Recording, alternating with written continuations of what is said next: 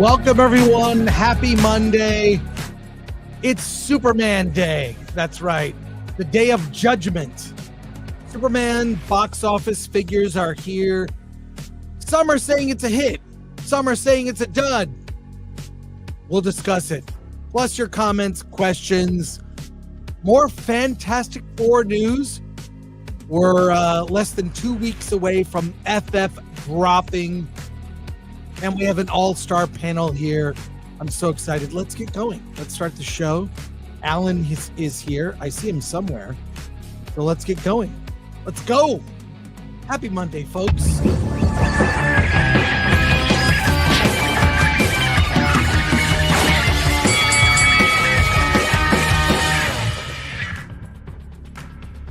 There we go. Hey, everybody's here. How's it going, everybody? And no Alan, I see. Just I asked Chris Gore if my AI could promote my new movie. He said, of course, so long as I helped look for his friend Alan. How could I say no? Now, to my film threat fans and my haters, go out on July 25th and watch the Fantastic Four First Steps. Okay, now, Mr. Ing, Alan. You know what? I don't know why. It's hey DA, how's it going? Yo, what's up? Alan, always late for the show. Always late for the show. Yeah, It's every my time. thing. Every Being time. on time is racist. I know. Yes. Yeah, But Derek. hey, I am so excited to have everybody here because I have watched all your videos. I'm super pumped. Let's everybody chime in, tell us who you are, and then we'll start the show. Yo, what's up, everybody? Derek Anderson, the DA. Looking forward to talking about well, a lot of names for this guy. But yeah, had a interesting time watching this and having conversations with people about Superman. Let's chop it up. Nope. Oh, you're muted, Steph. I Stephanie, agree. my nerdy home. I am ready to go. I'm ready to talk about Superman. Let's get this going. Call me Chato. I'm ready to go too. Let's do it. Hello, I'm Elaine at Nerd Cookies, and I am here to lord over the panel and rule without mercy. Excited to chat about Superman. Let's go. We missed you, Elaine. Here we You go. forgot to tell us about your secret harem.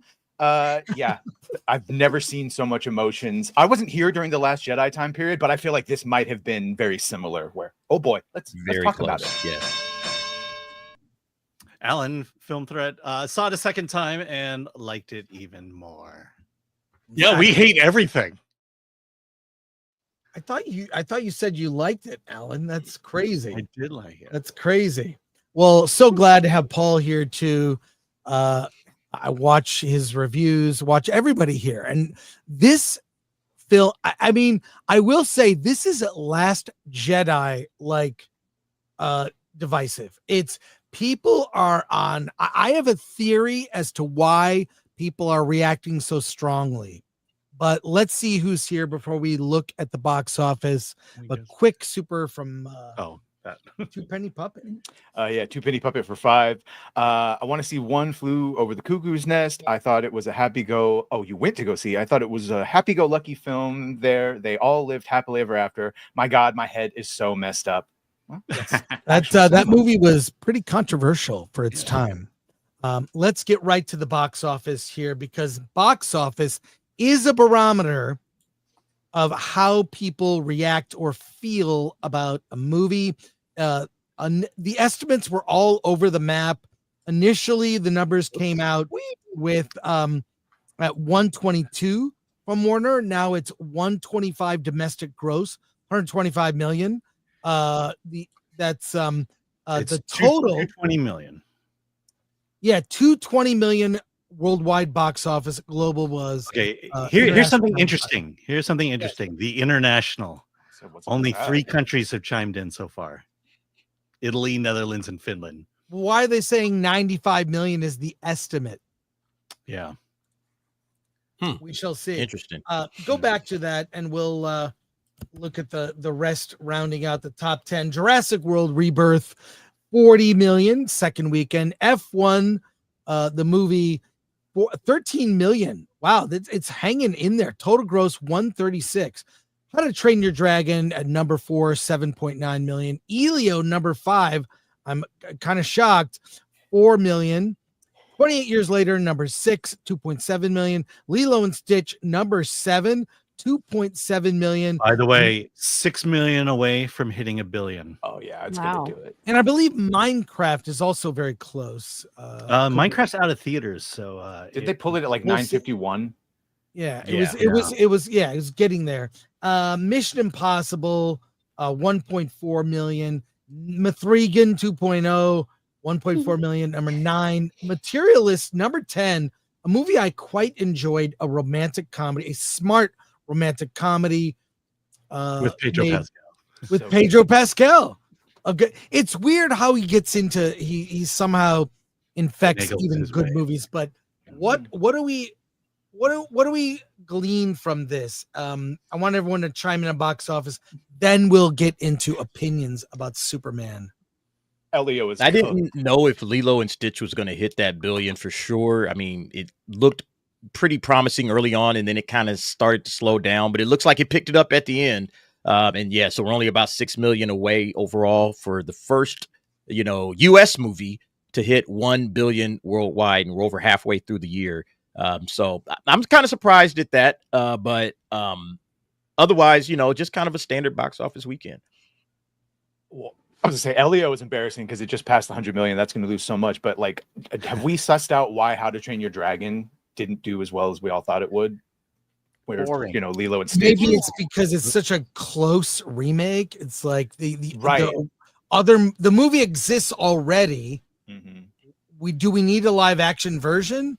I mean, global. At How did we 5 think this movie was going to do? Was this supposed to be a? Man, when I saw the trailer, I thought It was going to do well. I thought it was There was going no to question do it would do really well. What's wrong with 560 million worldwide? just Yeah. comparative to Lilo and Stitch, essentially Well, the same I mean, thing, but- a live action remake. But Lilo and Stitch was in theaters longer and by itself for quite a period of time. How to Train Your Dragon started off strong, and then you had all these other movies kind of come in. I think F1 came in at the same time. So, definitely fighting over the box office dollars during those early weeks. Does Superman exceed, or is it like what you think in terms of expectations, or is it below what you expected? Because there were other estimates that were higher, that had as high as 150, and then it was 122. They adjusted to 125. And look, we're looking at these numbers. Is it what you expected? I think it's really below what I thought it would do. I thought it would do better than it has, to be honest. I thought it would do better. I thought it was going to come in above projections. Not going to lie. I thought it would do a lot better. I'll tell you why. It would have made a lot more money if it weren't for the marketing campaign. Marketing was not The good. marketing was campaign terrible. really kept people out of the theaters versus bringing people into the theaters. in addition to just normal superhero fatigue and bad movie fatigue and all the other. But things. you can't tell me that the Superman marketing campaign drew numbers, drew people into it, made people more excited about seeing it. And look at Last Jedi. The only marketing they put out was a teaser trailer that said nothing about the stories, just gave you images and kind of a feel for the movie. Granted, it had a built-in audience, which Superman has, but you don't need to do everything that they did, and I think it backfired on them. Yeah, I agree. I think a lot of this is superhero fatigue as well. People are just tired of superheroes. They're really not going to show up for Fantastic Four either, at least not in a major way.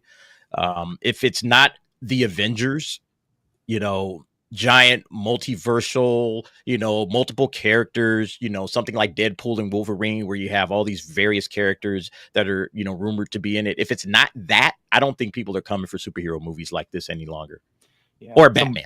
Someone did point out Batman is normally the higher draw, though, internationally. Yeah. I think the trailers, though, they weren't really that epic, or I don't know. I had very mixed reactions on all the trailers that were made, and the clips that were coming out of context weren't received well. I just think it was just mad trailer editing and marketing, because going into the film, I wasn't sure if I was going to like it. I thought it would be like mixed, but I was actually surprised that I ended up liking it overall. It's not perfect by any means, but just based on the marketing, I was worried that I wasn't gonna. Mm-hmm. Yeah. Here's the question. What are you going to do when Fantastic Four comes out and it beats Superman opening weekend, solidifying Pedro Pascal as a legit Hollywood superhero? All hail the king. All hail the king. Well, I just want to say that I just got back from my trip to Hungary, spent an entire week in Budapest, and from my perspective, I went to the Hungarian theater, and the top movie was A Working Man. So, that to me, box office in Budapest is what rules. Thanks for joining us late here, Rob. We're talking about the box office. Oh, don't worry, man. But let's get into the box office. I think has been a mixed reaction, as has the film. I'd love to hear hot takes from the panel. Go around the horn. Everybody drop. If you want to give a number rating, fine. If not, but people, I've never seen a movie this big, this divisive since Last Jedi. I want to get down to why. I think there are two reasons. You've probably heard my review already. I didn't hate it. I also didn't love it. I would give it a 6 out of 10 if forced to assign a number. There were things I loved and things I absolutely despise about this movie. Let's go around. Paul, we'll start with you, and then we'll go to everybody. Sure. I was supremely disappointed. I gave it a 2 out of 5. And I think, like everybody on this panel, none of us wanted to dislike it. I mean, those of us who did have concerns about it. I mean, that's one of the things that I've tried to emphasize. I was really hoping that this was going to, knock it out of the park for me. But it was just dumb. Like, that was my main problem with it. And every single Superman battle was completely emotion-free for me. It reminded me of Guardians of the Galaxy battle with the guy's dad, Ego. Where Guardians of the Galaxy 2 was pretty good right up until this CGI fest. And this happened in this movie where I can't remember the Proton River, where Superman can't get out and he's got the green baby that was actually really badly rendered. Baby Joey? What? Baby Joey. Baby Joey, right. From Friends. And it was like watching the Transformers, just a visual, clown vomit. I just could not get into the cacophony of visual nonsense out of it. It really bothered me. I was concerned about the lack of creativity. Superman and the two bad guys are zooming up into space. He's going to do something. One of them has got their nano dick down his throat and he's and sucking hard on it. What he's going to do? He's going to jump. Oh, he's going to freeze them. No, he's just going to turn around and go back down and smash into the earth. Okay, what? We know the tropes. We know what to expect. We know that the same thing is going to happen, and it's up to the writer to come up with that twist that Tarantino, for instance, does really, really well. Where the trope is here. Oh my God, what a great twist! And there was none of that in this entire movie. And I didn't like the typing monkeys. I didn't like the social media turnaround that was instant. That was absolutely impossible. The TV screens moving the story along. The quantum realm thing, I didn't like that. I didn't like the folks in the cube. I didn't like the fact there was a whole bunch of people in Hawaiian outfits, intense, around the gateway. I didn't understand. There's so many people, hordes running around. Anyways, I the Kents. Oh, Ma and Pa cattle. Holy crap. I mean, Jesus, Murphy. It's just everything was dumb in it. The rift that was cracking the earth open that could be stopped by a computer code, really. And I didn't like the fight scenes that were orchestrated by Luther, L-52, G-39, X-22. Okay. Anyway. So I got lots more to say, but I'll leave it to the rest of the gang to talk about it. But I just thought it was endlessly, mindlessly dumb, and not in a good way. To be fair, I think Lex Luthor was playing Battleship.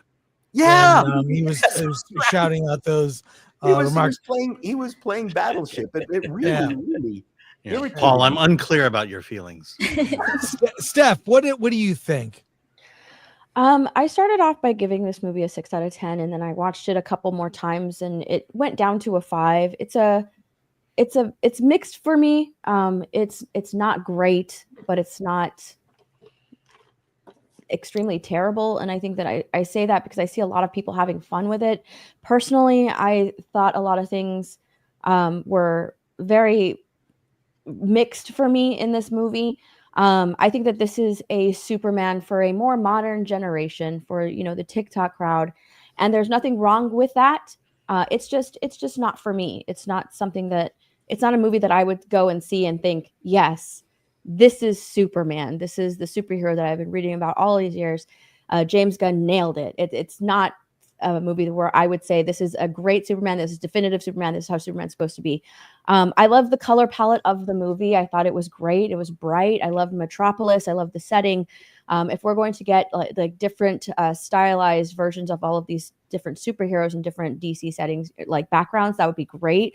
This setting is really good. I loved the cast. The cast themselves were cast perfectly. It's the script around them that I had a problem with. And it's how these characters were portrayed that I had a problem with. I would go into detail, but not just yet. I guess we'll get into that later. But yeah, 5 out of 10 for me. It was very mid. I just, the more I watch it, the more I can find other things that are wrong with it. So P23 Badger. Yeah, I went in. I wanted to like it. I wanted to get those emotional moments. I've seen it 3 times now with 3 different audiences, 2 like the people that were gonna like it because they paid to see it early for the most part, and then like an opening night. It's still a 6 out of 10 for me. I like the idea of it. I see what they tried to do, but in practice, he just gets beaten for most of the movie. And even if you can explain that that's because they knew his fight, whatever, adapt and overcome.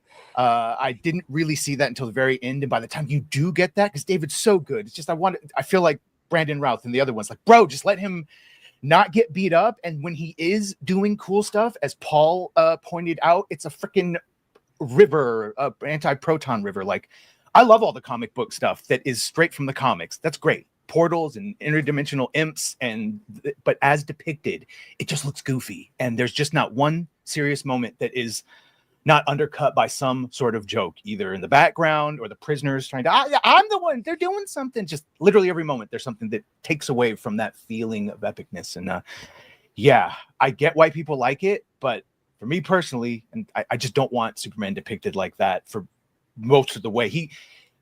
Lastly, Clark is supposed to be a 30-year-old man who is a journalist and has been Superman for 3 years, and he acts like he's 19, fresh out of college, and hasn't been Superman for 2 days. I just don't get it. So that dissonance ruins it for me.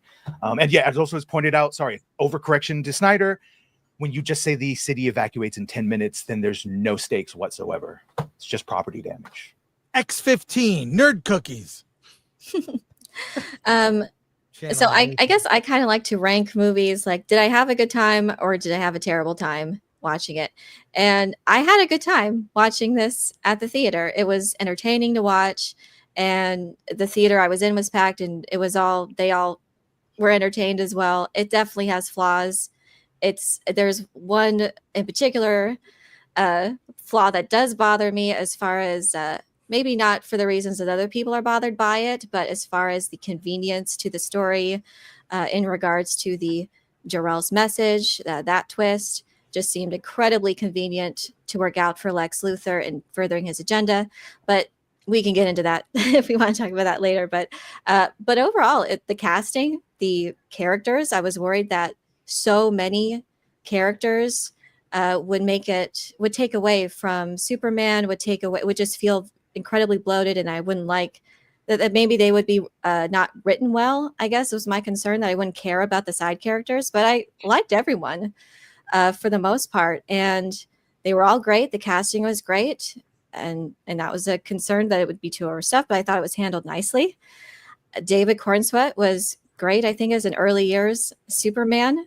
It was bright, it was lighthearted, and it was fun. So thumbs up. Great. Okay. P27 DA. All right. Really, that move? Yeah, right. It's fun. This is what I'll give you the positive. I'll give you the positives immediately. It's a lot of fun. All right. I had fun watching young Superman really just taking his first L, like his first time losing.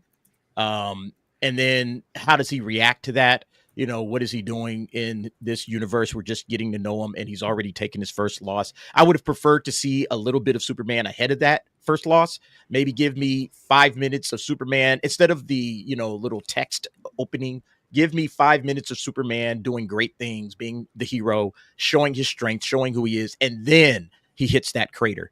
That's how I would have preferred it. And then I think it moves way too fast in the opening. I think the first 30 minutes is the weakest part of the movie because this is the setup. We're supposed to get an understanding of who these characters are, where they are in this particular moment. Lex Luthor is just like running circles around Superman, and it's like you don't get a time to pause and really, okay, let's assess what's happening here. She's already getting into this argument with Lois Lane. So we have this whole Barovia, I forget the other country. We have this whole international conflict going on. And it's like, yo, I'm just trying to get to know who Superman is right now. And you're already giving me a lot of like story points. And I just want to know the character right now. I think that's one of the major problems that I had. But how he's dealing with all of this is an interesting concept, and I'm glad that James Gunn kind of did it. It's just narratively a mess. It's just a narrative mess, and he doesn't seem to have like a constant through line that I can follow. He's all over the place. We're dealing with the Justice Gang. Mr. Terrific seems like he's the only competent person in this entire film. Everybody else is just, trying to winging it and figuring it out, and Lois to a certain extent as well. But yeah, I just wish that James Gunn slowed down the pace, maybe gave us an extra 20 minutes of, Superman's, how it all unravels, after Lex Luthor drops his little bomb on everybody. Like, how did this unravel? Let's spend some time here. Let's watch Superman slowly go through this instead of it just happening in a 2 or 3 minute scene. That to me is what was the weakness, because once we got to that point, I was actually okay with the rest, even though it had a lot of CGI issues. There were still some problems with, some of the characters, but I still was okay with it. So for me, I gave it a 6.5 out of 10. Strongly on that beginning. I think the beginning was the worst part. Rob, he don't get a number. G19. Rob, bingo. I liked it. I was actually surprised by. I knew I was going to get a whimsical comic related Superman, and probably because I've read so many comics in my life. It really felt like I was reading an issue of the mid-'80s Justice League, the comedic version of Justice League that J.M. DeMatteis and DeMatteis and Keith Giffen wrote. And that's where Guy Gardner had a lot of the one-punch scene with Batman and all that. And it was pretty wacky. I was surprised at just how wacky the movie was. Everything was wacky in it. And I was sort of captivated by just how weird and wacky it was. Like the banks of monkeys, when you see Crypto chasing flying squirrels in a a clear bubble, and it was right out of the Silver Age to me. And seeing the monkeys with wires in their heads typing, that would have been a cover in 1963 of a Superman comic. So I was sort of I was really sort of captivated by it. None of it seemed, for me, nothing was obvious. Like, it wasn't what I thought it was going to be at all. There was nothing that was really particularly grounded about it. And I think when I was watching it, I was so incredulous about what I was watching because it was so in the opposite direction of what we were expected or what we've been sort of conditioned to think, that I found myself just grinning goofily at the whole movie. But when it was over, it was clear to me that this movie was probably edited and had studio notes to the edge of its life, because they made a big deal about having all these actors. There's barely anyone who gets to play a scene. There's very few. The scene when Lois and Clark, Superman, have that interview sequence, that's like the only scene, like real scene in the whole movie. What do you think of the parents, or the Earth parents, Ma and Pa? Well, I thought it was an interesting choice to make them really in the middle of nowhere and make them like Chato said, the country bumpkins that they really were, and that was not a way. I mean, we're used to seeing them as almost like religious figures. They're the Ma and Pa Kent are essentially saints on Earth. Whether it was Glenn Ford, Kevin Costner and Diane Lane being Superman's parents, like these two beautiful movie stars, always struck me as a little disingenuous. Yeah, I agree. But seeing it go the other opposite direction, where very simple salt of the earth people, I found that choice interesting. And I've been watching Pruitt Taylor Vince for so long but it was an interesting choice. The thing is, it's not the choice people want, because here's the thing: we want Ma and Pa Kent to be our parents. That's what I think the audience has always wanted. I did not want those parents as my parents, but I just didn't want them. And I think when you're watching Superman, the character of Superman is wish fulfillment for guys, and I think that everybody, and what James Gunn was doing was he was subverting the idea that we're looking at these godlike people that we all admire and respect and perhaps want to be. He was flipping all of that on its head. And so when I got to the end of this movie, it was so full of wacky sci-fi. Somebody said that I wasn't going to like it because of all the sci-fi. I forget how they said it. And I'm like, no. You had me at hello with all that. So I really enjoyed all of this. I thought it was a glorious mess, and I enjoyed almost all of it. I wish, though, that the movie was, when it was over, I thought it was like 90 minutes. I would have watched those what it's missing is character interaction. The characters are just there I felt the same way when I was watching Dune. I'm like, wait a minute, is anyone going to talk to each other in this movie? Everyone's like, and Denis Villeneuve says, and I loved Dune Part 1 and Part 2. I think they're the most amazing science fiction films ever made, but you get very few scenes between people, as opposed to, I watched the entire third season of Foundation. There's some great writing in that show, and there's some great moments in every episode with all the characters. And I was waiting for people, because some of the fun, like I like the one scene where Lois and Jimmy and Clark were talking about what was going on in the Daily Planet. You don't even meet Wendell Pierce. There's no Perry White scene where Perry White's admonishing the crew and telling people what to do. And just in the background, basically. You barely see Wendell Pierce. And how do you not? I mean, Frank Langella in Superman Returns was great when he says to Lois, no one remembers why you got a Pulitzer, just that you got one. I mean, he was got great. a lot of stuff, and you got none of that. And I was surprised at how little, like, even as much as I like Mr. Terrific ran the Justice Society. He's got like 20 patents. He's an incredibly accomplished guy, and I would love to have heard a little bit more about his background than just seeing him as part of the Justice Gang, because he's a very capable, very interesting character. But and I thought he was great in the movie, but I would watch him for 20 more minutes. Hey, the movie gave you Beckett falling around in the back of the Beck Bennett falling around in the back of the Mr. Terrific spaceship without a seat. That was hilarious. Yeah, and you didn't really even know any of. I mean, these people. There was no. I agree with everybody. They should have brought us into the world. Yes, a little bit more. Like, I'd heard that the original cut of this movie, it was a day in the life, like a Monday, a week, day 1, day 2, day 3. Yeah, I would like to have seen that, actually. And I think that they cut it down. There's probably a lot of people weighing in on this film. So yeah, that's what happened, Rob. Like you said, you didn't get a lot of the Daily Planet staff. And why? Because you got the Justice Gang. You got to add something to the Justice Gang. Okay, so we need to talk about these characters. We got to have their moments. So that, therefore, Perry White, he gets sidelined. He's a background character now. We already know who Perry White is. Who's Mr. Terrific? Who's Guy Gardner? That's what they decided. You don't even instead know. of leaning into the Superman world. We should have been diving all the way in with Superman, but they got all of these other characters that they got to give screen time to. Otherwise, why are they in the movie? And so that's, I think, was one of the big problems. We got to lengthen it out. Yeah, I We're think still going around the horn, by the way. But I just want to say that you don't even know that Maxwell Lord finances the Justice Gang. You hear a line and then you see him once on TV. That's it. That's how you know. The news guy says it. And I'm like, show us that. I mean, that's the whole thing about the Justice League. Maxwell Lord, that character was created for that Justice League comic, and he was great. It was a whole new, the way they show that. It's one of my favorite, and I love the Justice League, but when that comic came out, I was vehemently against it. I'm like, how dare you make a comedic Justice League comic book?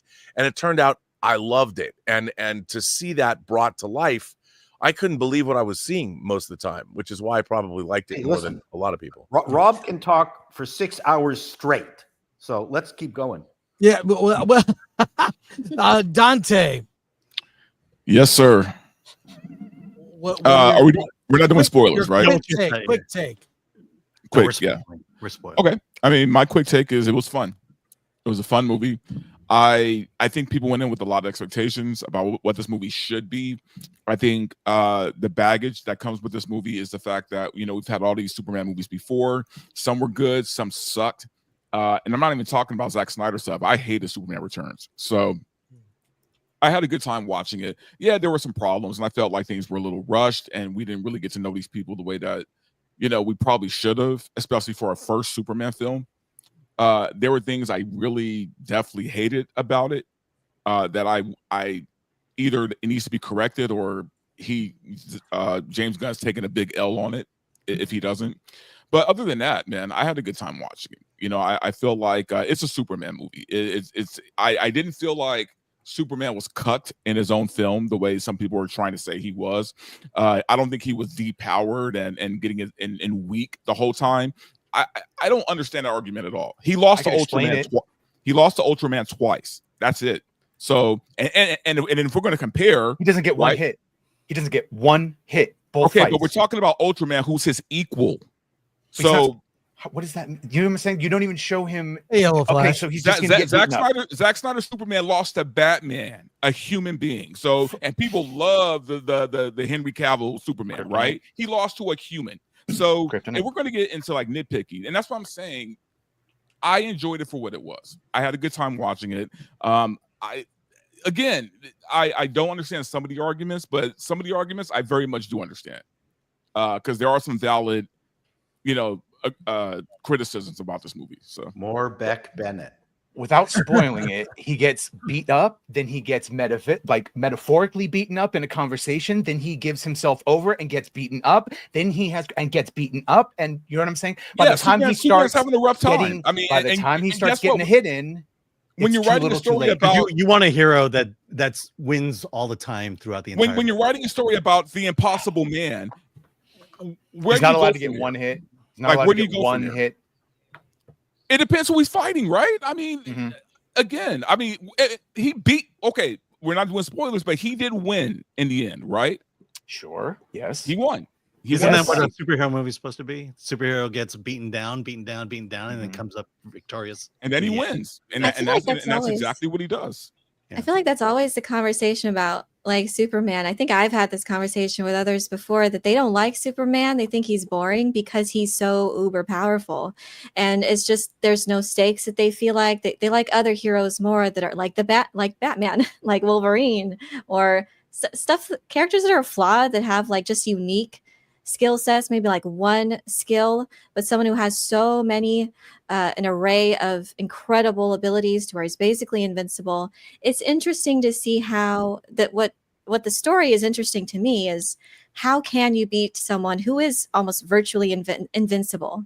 And I think that's what they were trying to do and maybe appeal to those specific audiences and fans who want to see stakes raised for such a powerful being, and to see kind of like the 4D chess that people have to these extreme lengths to go to in order to, you know, have an interesting story to where you're not sure if he's going to win at the end. So but there was no problem solving. So with Ultraman, when he was having that final battle, he didn't cotton on to the fact that someone was guessing his moves and anticipating it. And why would they know that? If I had written this, I would have gone, wait a second. How do they know that what I'm going to do next? I need to think outside of the box and come up with something that is going to fool the puppet master and defeat Lex Luthor. Isn't that what he did? That was the circles. Isn't that what he did? No, he didn't. But He said, Crypto, go play with your toys. By the time he catches on to it, maybe I'm not seeing that. I've only seen it once. Yeah, but I mean, but I thought that's what he did. Yeah, I want to say what I thought about the movie. Crypto destroys the drones. Oh, big deal. Like, really?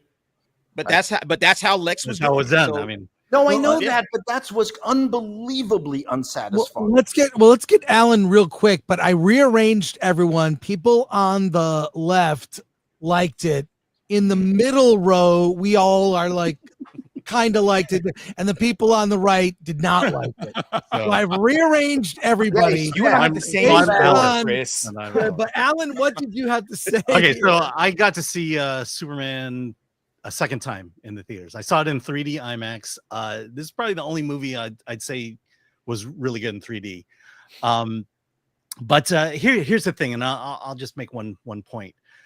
This is the Gunverse. This is how James Gunn. This lays the foundation of how the tone of how the Gunverse, how the DCU is going to go forward. Here's the thing that I liked about it, though, is as crazy and neurotic and insane and goofy that the Gunverse is. What stood out to me was Superman was the normal guy. He was us. He was the one who stood there standing for goodness, for kindness, for justice. He lived by values that his parents gave him, his Midwestern parents gave him. And that was his guiding principle in life.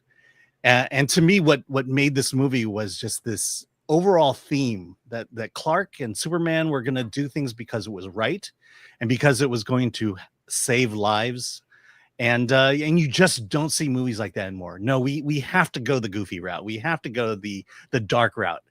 But in this one, I mean, quite frankly, it's Clark and Lois who are just the two normal people in this movie.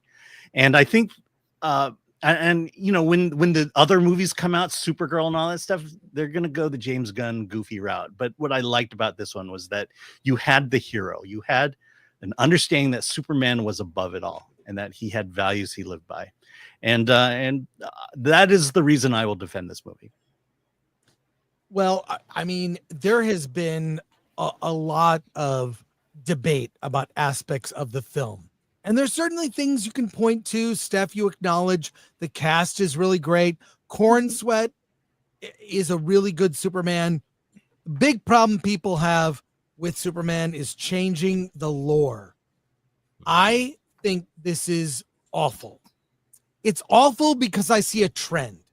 It makes Superman similar to other characters like Robert Pattinson's Batman, where his birth parents are suddenly revealed to be evil.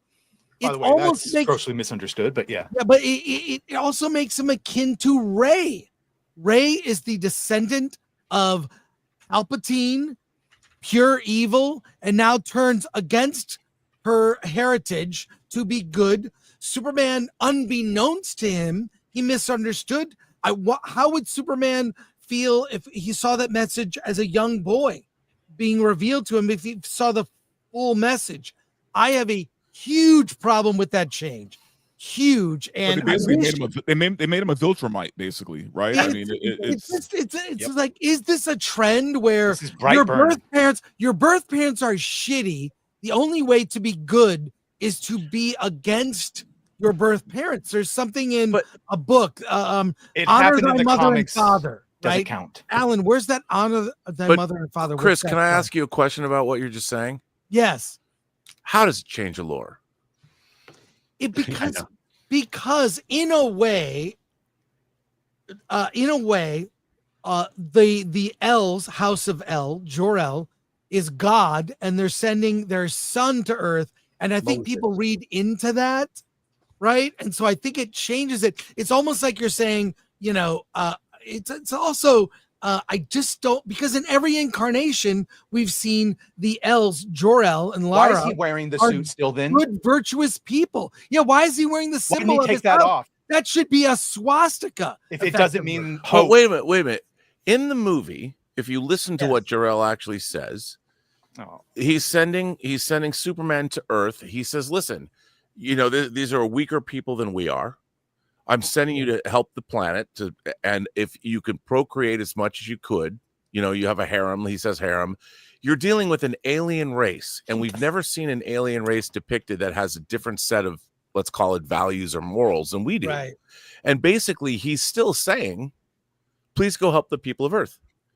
And God. He says they're weak of body and spirit and mind, and to lord over them. Then the mother says, okay, but wait a minute. Hang on a second. To rule. This is horrible headcanon. Hang on a second. Why is that a bad thing? You're dealing with an alien race that is physically incredibly superior to Earthlings, and he's looking at this planet. He's going, you know what? That planet could very much benefit. It's not like Earth is in a great place. You're asking why is that a bad thing to rule over these humans without mercy? Correct? Why is that a bad thing? Yeah, but see, you're over them without mercy. Superman is now this symbol of hope, and you love this movie, and you're saying that it's not a bad thing that Jor-El said, rule over them. I'm not saying it's many wives and lord over them without mercy. Okay, here's the thing. Really? You're imposing our view of Earth on what's good or bad. You're talking about an alien civilization that is millions of years more advanced than we are. And the idea is, when Superman finds this out, he is now of Earth. No. And by him, now hang on a second. Part of this. By him saying, by him rejecting that, because he was raised by Ma and Pa Kent, Ma and Pa Kent's influence over Superman becomes more important, because by the end of the movie, when he says, I am a human being, I get up every morning and I fear, he's become us. And he's going to reject what his parents say, that is an entirely different culture with entirely different morals, with entirely different, is incompatible with Earth. And Superman will have to deal with the reality that he never knew, but he is now of Earth. He's not of Krypton. So he will summarily reject what Lara and Jor-El expected of him, because he doesn't know what it's like to live on Krypton. Okay, all he knows is he reject it to begin with? Why is he now saying, this is why did he reject everything that they said to begin with? Because it was good. Raised by Ma and Pa Kent, and their influence is more important to him than because they were saying the same thing. Then how come it's Ma and Pa Kent is what soothes him at the end of the movie and not at the beginning of the movie? Because the first half of the message was, we love you, our son. Then that doesn't matter to him. That was the point of the story, though, in the end, was why does Superman be Superman? Does he do it because it's his destiny bestowed upon him by his birth parents? No. Or is it because of how he was raised? It's nature versus by nurture. His humanity, that he can do good, so he does help people. That's why he chose to be Superman in the end. Part of it, by the way, he didn't know that he had never heard that message, what his parents were saying about ruling over the world and having a harem and doing all those things. He didn't hear that at all. But and he didn't hear all he heard was his parents love him. Yeah. And that they, they want the best for him. That was it. And he didn't hear the part where his parents said, open a chain of dry cleaners. See, that was the part that I actually don't mind it. I don't mind that exploration into it actually makes, I'm a Smallville fan, so that's why maybe this was okay for me, because Smallville starts out writing Jor-El as an antagonist, and it lasts for I think a few seasons, and it made it for entertaining TV. It was interesting to watch something new with that backstory, And at the end of the day, it was the backstory. Kents that was important. That was the most important to him. And that's who he chose to live by their morals and principles. That's what made him be Superman. And it's showing. The one concern I have is that the first thing he would have heard was the broken initial message of his actual parents. How did he know that was right? And the fact that it aligned with Ma and Pa Kettle, was that an accident? So, I mean, we could discuss that, where he's lucky that the broken initial message aligned with how we view Superman. I actually didn't mind that twist. That seemed like the point of the movie, but it also reiterates that parents love their children. And I think what was really interesting is that we're seeing Krypton in a different. Krypton's not us, and to expect it's always, Jor-El and Lara, and they've deconstructed Kryptonian civilization through different things throughout the years. I mean, Jor-El wasn't even a part of the comics until 7 years after Superman was created. So it's like, I think it's really interesting that they made the people there. It's like, here's what you can do, son. It's a why haven't Kryptonians taken over the galaxy, then the universe? Why haven't they taken over if they're dead? Yeah, they're gone. Before, thank you everyone, revisionists. If this is their lasting legacy, why were the Kryptonians not known for taking over everything? Because they were probably other planets. Well, no, because they were an evolved species. Because the rest of the universe, remember, we're a product of a yellow sun. We're millions of years less evolved. The Kryptonians were in part of they would just fly galaxy. and take over places with yellow suns. But they're Stop not. it. But they're not. That's why this is not the here's only the real problem. They're Here's not the real only problem. planet out there. They're not. They're not necessarily they're speaking specifically about Earth. Smallville was a fucking television show. The Batman is in Elseworlds. This is supposed to be the next 10 years of the DCU. And I know, Robert, you said that thing about if we're going with it's not canon or whatever, that it hasn't been following canon since the original, because originally Superman couldn't fly. You know what we mean, man. The most established, liked canon, like Superman the Animated Series, that's what we were hoping. So you have 10 plus years. And now, by making this narrative change, so for one movie, Superman could choose nurture over nature, nature over nurture, you've now ruined all of Krypton, or you've put it in a very specific hole. But how, I mean, in the last movie, we saw Kryptonians come to Earth to try and kill all of mankind. Yeah, but that was Zod. Is Zod going to be a hero? But Zod just had a differing political view from Jor-El, and a very valid one at that. And so are we saying basically Zod is going, or Jor-El is now our stand-in for Zod? No, but I wanted Jor-El to be Jor-El and Superman to be Superman. And parents who loved him. Yeah, but they were parents who loved him. I mean, look, they really, if you think about it, they haven't changed the lore. All Jor-El was saying is, we're sending you to this particular planet, which I've never been to, but we've done the research, and it's like, if you want to help these people, you have an opportunity to bring up their genetic stock, make them much stronger than they are. And if you had a world full of people that were as powerful as you, because you're under a yellow sun, you're going to make this planet one of the greatest bunch of people in the universe. That's why we're sending you there. Now, yeah, but but the thing is, what you guys are actually objecting to is the language or the suggestion in how he does it.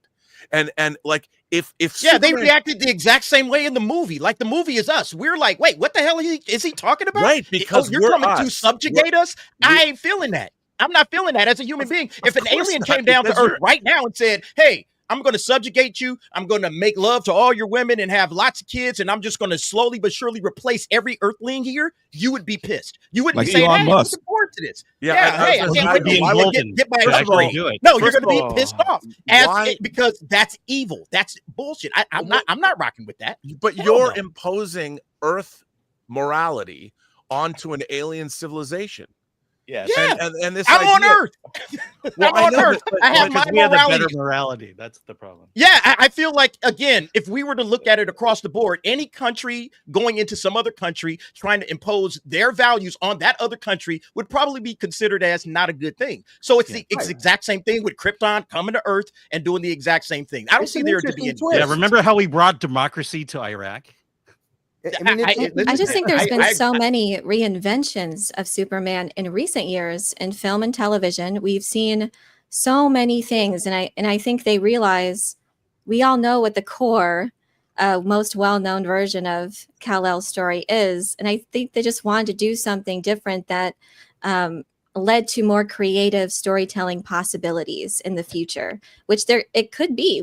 They could be paving the way for seeds that could lead to an interesting examination of whatever society is on Krypton, which I'm sure in the new Supergirl film will do that, because this does lead to questions about Kara. Like there's something I got to interrupt for a second. Badger, if you would read Yellow the Flash. super chat from Yellow Flash, he Shout brings out. up a great point. This was discussed on Flashcast, and it's worth discussing if you would read that. Supergirl grew up on Krypton. Why did she not take over the Earth?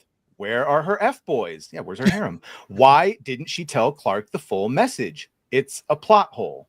Is this a plot hole, Rob? No. Thank you, Flash. I don't think it is either. No, and also, where are fuck boys? I mean, how many children can one woman handle?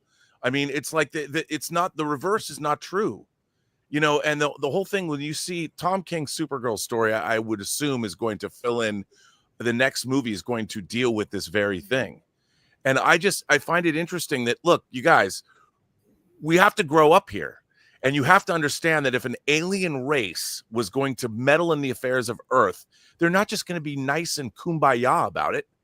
I mean, we're so used to dealing with things because it was presented to the way it was for children, you know, and you had to remember we are a different audience now.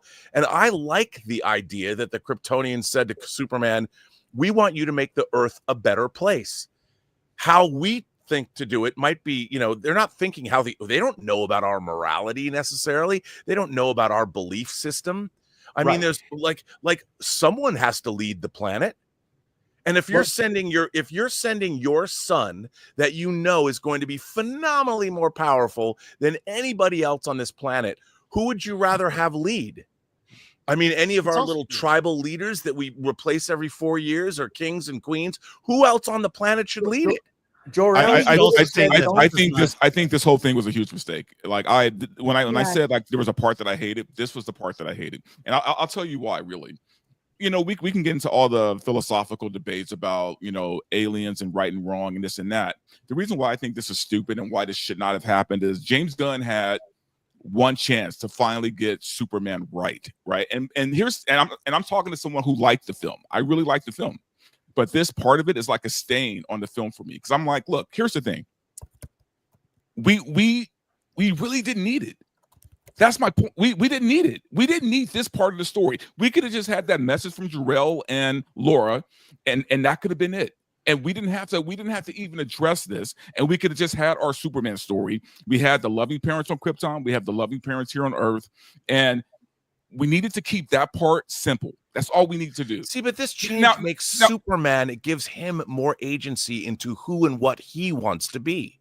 But he already had that. How did he have that? Already Superman when we start the film. So he had his morals already from not just because he was raised by Earth parents. He was raised with human values. Sure, but at the same time, he still had that first part of their message, right? Of the Kryptonians' message, right? Which was do good and this and that. They didn't have the other half of the message, right? We didn't need that other half of the message. All we needed was that part of it. Now, if James Gunn would have did something clever, like say, guess what?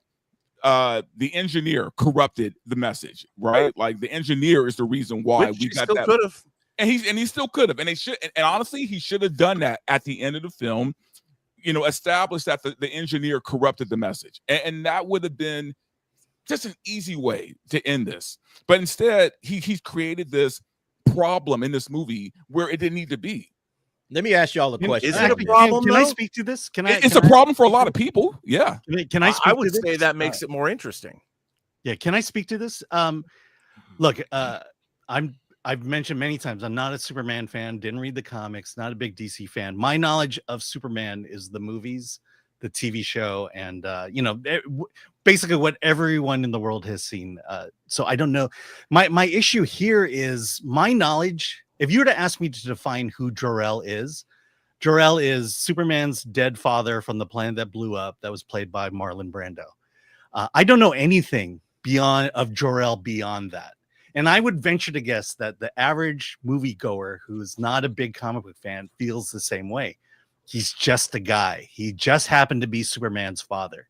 And what I'm finding problematic is that it sounds like we're painting Jor-El as Jesus or as God, as some virtuous person, which he was a good person. He didn't do bad things. He wasn't a criminal, but I never saw him as this great moral guide. Can I ask you a question?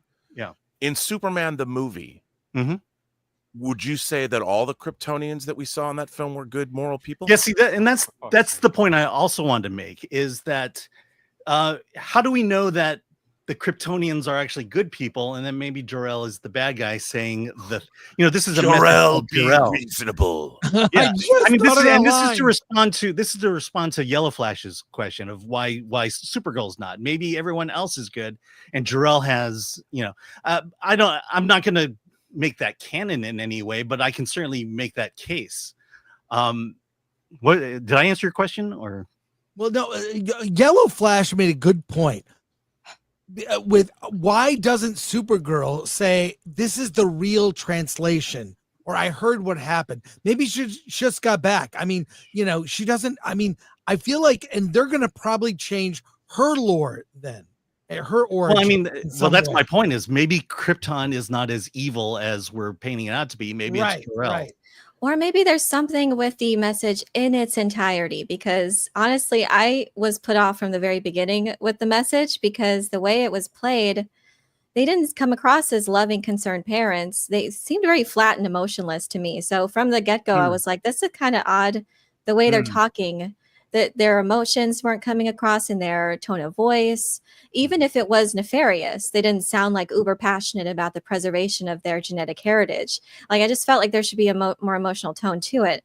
So I can't rule out the possibility that the message in its entirety has been corrupted, possibly by Brainiac. If there's a Zod connection with that too, that could be explored further. I just think we can't be dogmatic about that there might not be a future plot twist that's brewing right now. Yeah. Plus, there's that missing minute in the middle of the video that no one saw.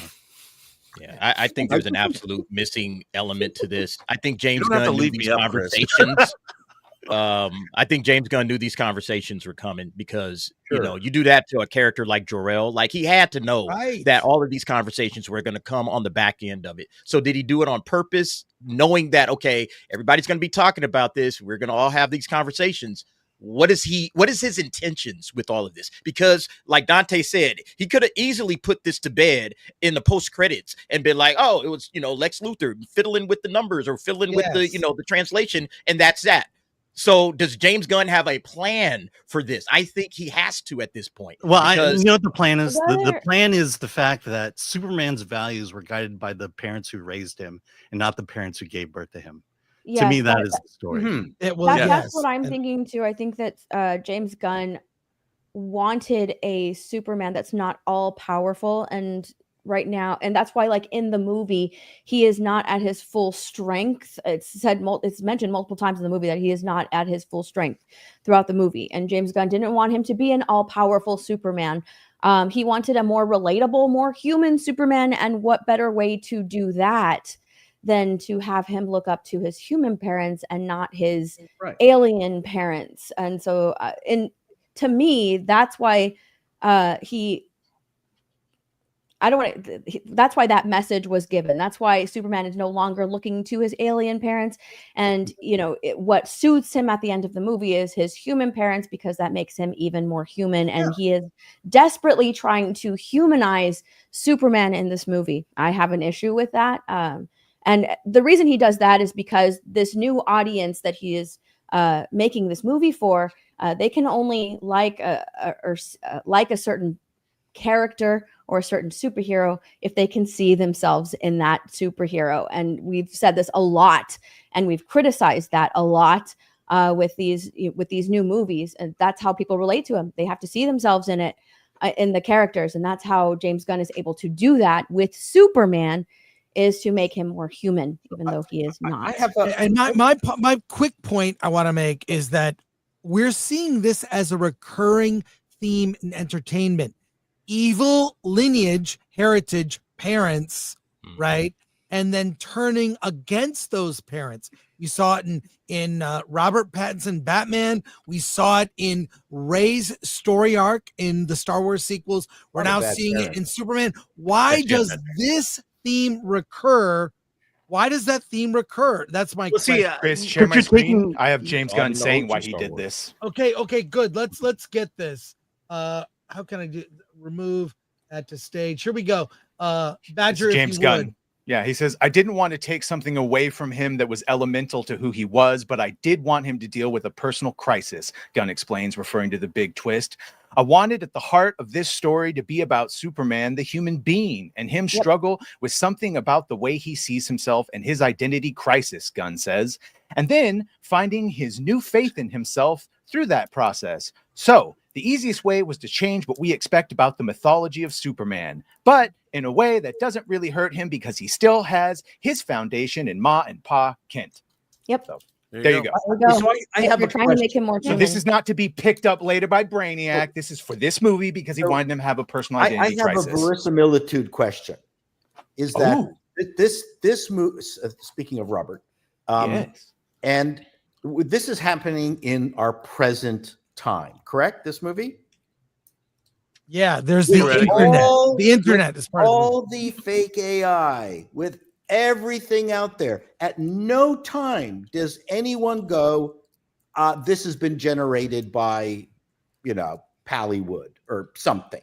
Like this is, we talk about fake stuff. But Lex constantly himself does say the message is genuine in the movie internally. Yeah, but you know what? I was still waiting. They're told to trust the experts. Pull out a hard drive and go, hey, you know what? This has been altered. And I wanted to also know why Jor-El did not say you should avoid girls with high body counts. So, That's not a red flag on. Well, remember, but they're productive. Chlamydia is kryptonite. So in Superman the movie, Jor-El specifically says you are not supposed to interfere in the affairs of humanity. You are not one of them. And the big thing at the end of Superman the movie is he goes against what his father says because he's lost Lois and he travels back in time to prevent her death. And that is a total violation of what his own father told him not to do. And why did he tell them all those rules? Why did he? Because there's a lot more. I like one of the Donner cuts where there's more scenes of him. Like he goes back after saving Lois and he's like, I liked it. I liked the feeling. And Jor-El like counsels him, careful, don't get addicted with that feeling. Remember why you're saying and then he was the Earth backwards. He was that's a whole other thing. My point is Kryptonians were supposed to be advanced. They had the knowledge of the known 28 galaxies. Everything that they had learned before they were wiped out was distilled and given to Cal to pass on the best. That's everything that Jor-El learned. The Kryptonians didn't know shit. They let their planet blow up. They didn't do anything about it. Only Jor-El knew. That's Jor-El told them they believed one other person over him. Here's the other thing about the AI thing. When we saw that message, what percentage of audience do you think thought that it was AI, that Lex Luthor had made an AI video? That was the first thing that popped into my head. Yeah. And so now Gunn is just saying, nope, you're wrong. It's real. Because again, he's keeping us he's staying ahead of us as an audience. But if it's going to be, if it hadn't been acknowledged as real, we would just have gone throughout the rest of the movie feeling Give him way too much credit.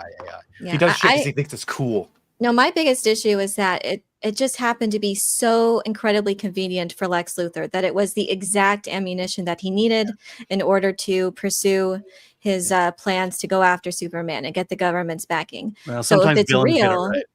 I don't think it was convenient. Lex didn't go in there looking for the message. He went in there. No, he went in there to find something he could use against him. To destroy and kill Superman. He just happened upon this message. It happened after the meeting with the government leaders that were like, Superman's so popular, you can't just go out and arrest him right now. You have to dig up dirt on him, so to speak. And he went and he found it. He found some that just so perfectly aligned with what he needed. Well, his goal was to kill Superman. He wants to kill Superman. He went there to look for a way, like a weakness or something, to kill. Yeah, but he didn't just go out and attack him directly. He needed government backing. So why didn't he the whole point of the movie is he needed him? Like the point of the movie is he needs government approval He could kill him at any time, but he would get in trouble. He sets up the Baravian and Jonapur situation specifically so that the government will give him the green light to put him in the pocket universe. And even Nezzy says, I could kill you, but the government has some questions. He literally does all of this to get the green light for the government to let him kill him. Yeah. I'm just explaining what it is. And I think it's just to make the story just flow, like continue, like fast paced, boom, boom, boom. Like there's no time to really ruminate.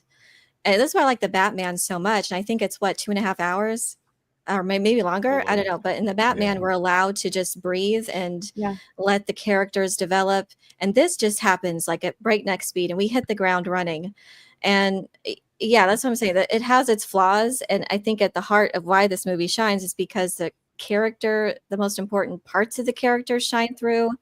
But yeah, I hope that in further installments, it's allowed to breathe. And hopefully with this in particular, that I hope it does lead to a future plot twist or something interesting like Guardians 2, which Star-Lord already thought he knew about his parentage and how his mother died.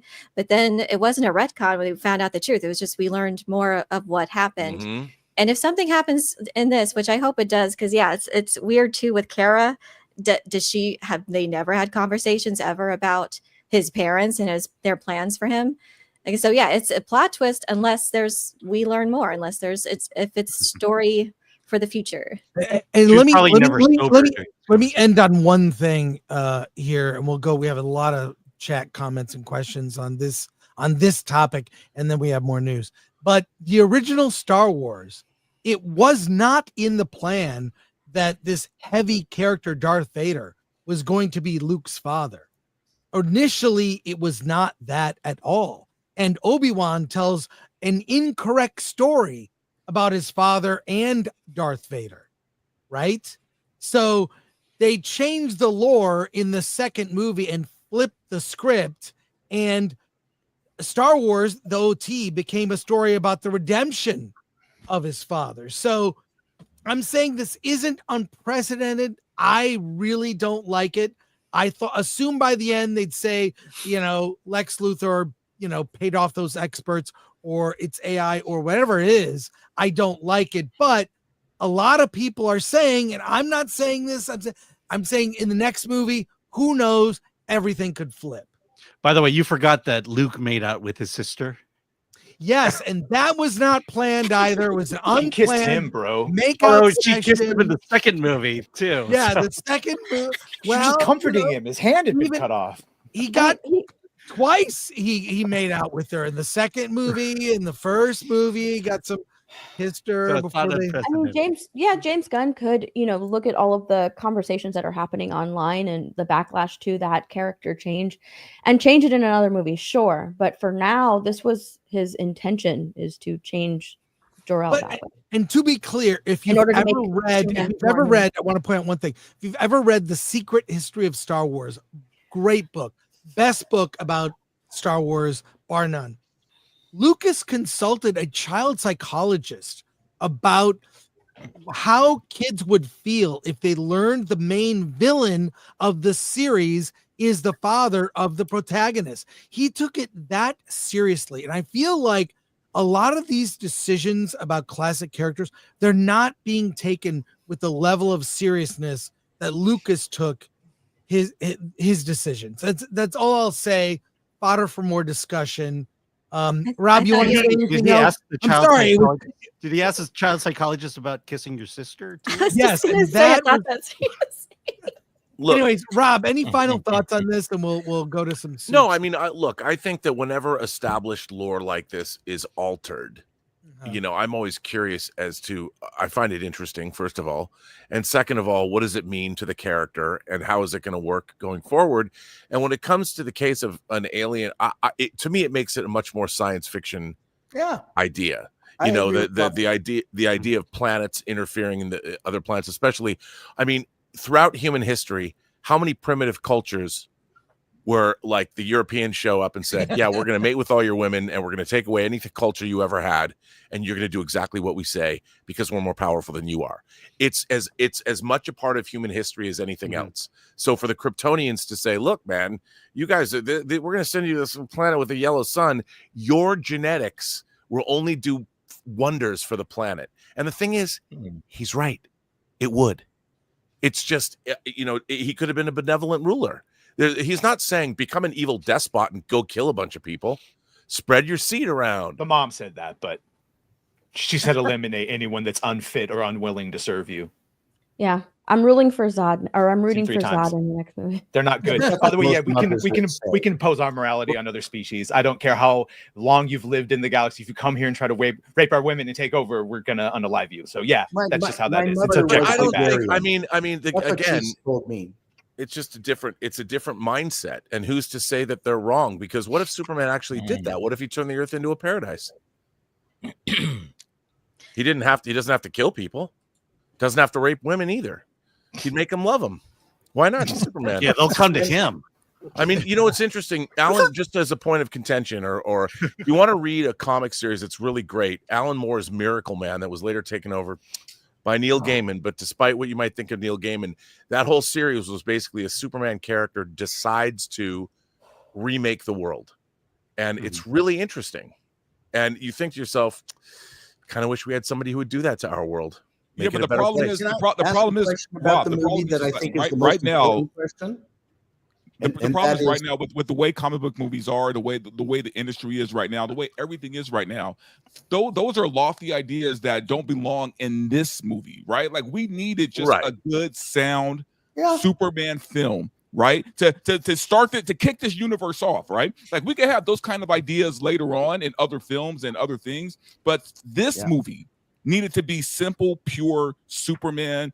And like I said, I like the film. I like the involvement of the Giffen DeMatteis Justice League. I liked all of that stuff. The only thing that bugged me was this story, and only because of the fact that I want this universe to succeed, right? I want people to love this.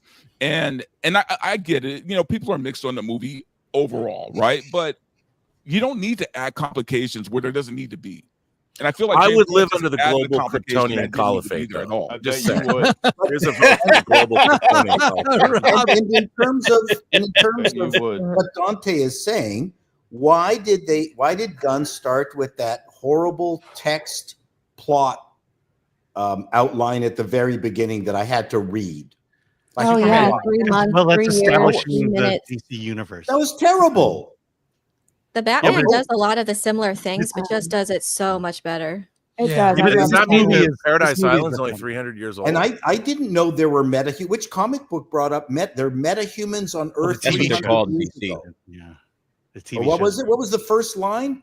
Metahumans arrived on Earth 300 or 3,000 years ago. I think 3 centuries. 3 centuries. An alien, a metahuman. So I didn't know that. I thought Superman was really the only metahuman. I thought that was silly. And Justice I'm Society not of America, the movie, back in but the I day. thought I would have loved to have seen him do one positive super thing at the very beginning. Also, I'll tell you something that's really problematic too, which is kind of funny that we're talking about this, is that that opening was terrible. His parents have this crazy message. Well, again, it could have been faked, whatever, but for us, he didn't establish his fake, so we have to assume that it's real, right? So we have this message from the Kryptonians. Add to that, right? And I think I posted about this earlier today. Add to that, James Gunn and his crew is out there telling the media that this is a story about immigrants and immigration and an immigration story. So what you're saying is, right, immigrants have this evil plot to come to our land, take over and conquer, bed our women, right? Like it's a weird story to tell when you're preaching that this is an immigration story, right? What I've come to but see, Dante, that's what they did. Maybe that's what their society was. So maybe we it's to judge. okay. Okay, but the We allegory, that's the allegory, right? But here's the we thing. don't understand their You're in the society. media They could have a preaching this, different right? frame of mind. They're And we're dealing different with from us. immigration issues here right now. So you're putting this weird image out there that well, if you're superior, you're superior. Who again? Who Yo, are we to Dante, judge? James Gunn secretly based, man. He's trying to. maybe James is saying illegal immigration is based, wrong. man. Superman it's wanted to all stop wrong. a war so people wouldn't die. I mean, can you imagine if a leader of one of these We had this all countries wrong. that never said that. But You also, better is stop really these immigrants now. if Yeah, you're building a we'll new go universe, up though, in the what about Burke. Paradise Island, the Atlanteans? What about the Amazonians? Do the gods of Olympus Maybe they were exist? secret. Maybe they Yeah. were secret for thousands of years, and only in the last 300 years have they been out and about. And why didn't the Kryptonians know if the gods of Olympus were real? Wouldn't they have known Like- about Paradise if they were examining the Earth? Good point. By the I way, think- one thing I do know I is don't that Superman likes super chats. All right, there's a lot here. Very and nice. We'll continue the, We'll the go quick. discussion. Badger, I hope you can read fast. Yeah, we'll go So quick. Let's do as To the many as we speed. can. I have other topics too. So Zodlander for 50. IMO Jor-El and Lara was disrespected, and Supergirl might tank after this if Murder Dog isn't handled. yeah. Zodlander again for another 50. Crypto is a Wow. uncontrollable murder dog owned by a drunk party. Supergirl, I want a fix in the next movie. Spade 2187 for 5. I really don't understand the hate. It wasn't woke, no rainbow agenda, not political, and had a good romance. It was fun. Movie like Deadpool last year. Fair. Royston Bailey for 2. One expects 200 million plus to produce more than dumb fun. Aguilar 666, member for 25 months. The Gunn Bros are simping hard for this movie. They have become worse than Snyder Bros. It's at least tied. It is at least tied. Key for 5. Know why is Superman so scared of Crypto Superdog dressed in armor? Because he's Crypto Knight. Lion Mane Man for 2. James Gunn was the wrong choice. I wouldn't say that.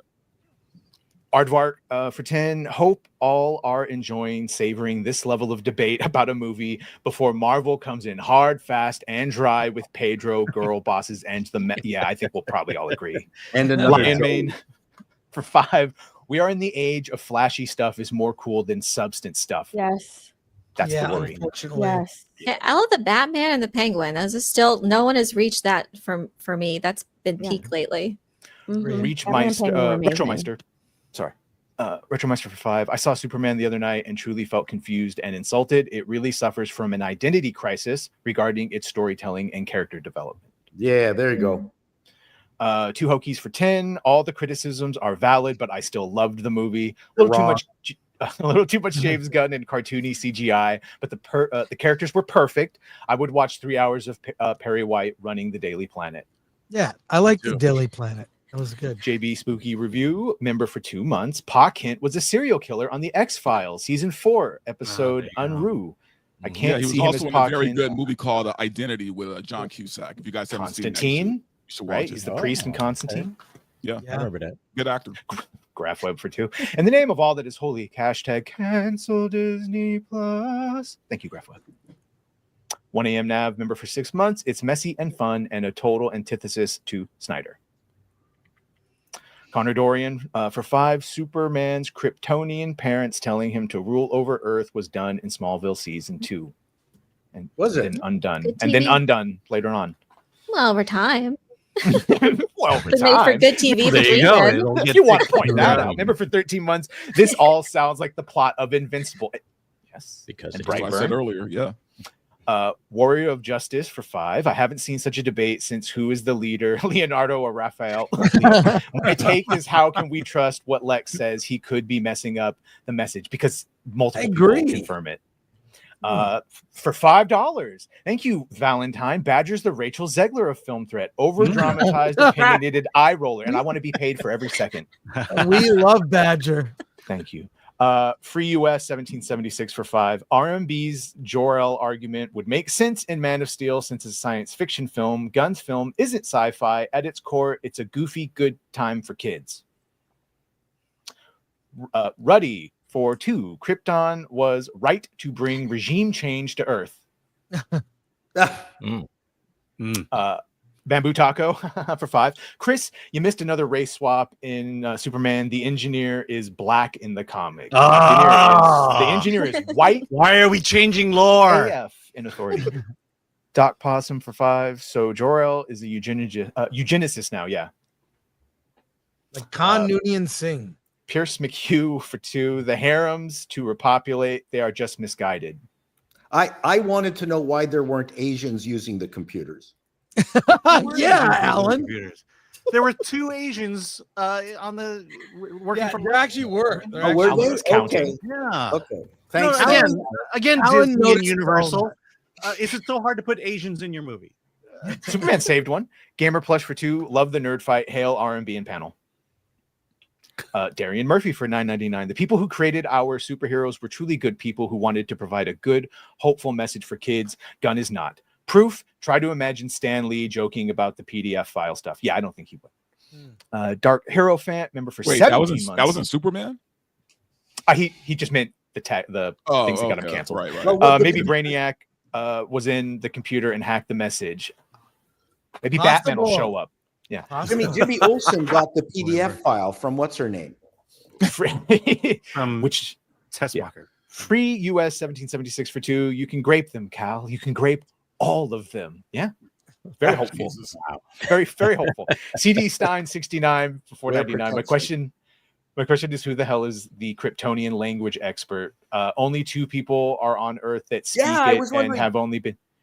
It says over 30 linguistic and text experts have done it, and then Mr. Fantastic, who's shown as the authority, says, "I know those men. They're like basically they can't be bought." Good, Mr. Terrific, yeah.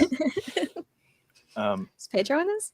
But let me say that Lex fantastic. Luthor is the smartest man on the planet, and he could run circles around all of them dudes.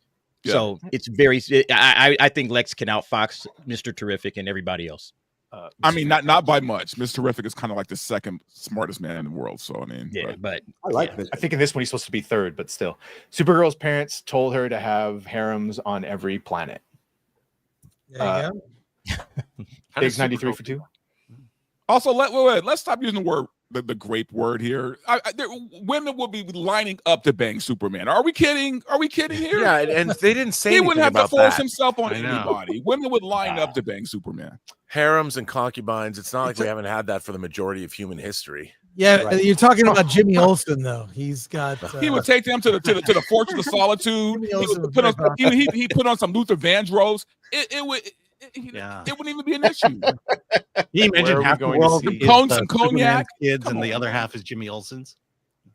Where are we going to see when the Superman comes? I'd be terrified.